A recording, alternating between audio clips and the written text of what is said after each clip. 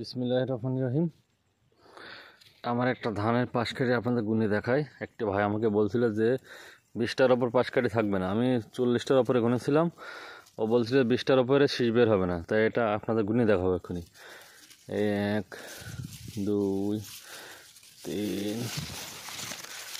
ছোটোগুলো বাদ দিচ্ছে, 4 5 6 7 8 9 10 11 12 13 14 15 16 17 18 19 20 21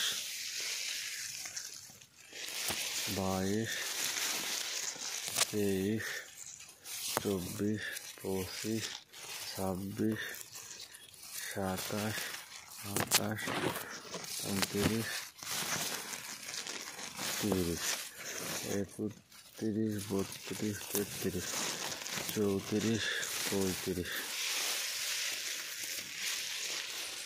36 37 38 39 40 41 42 43 44 45, ছোটোগুলো বাদ দিয়ে আপনার 45টা পাশকাঠি আছে, মানে শীষ বের হয়েছে আর কি, 45টা পাশকাঠি।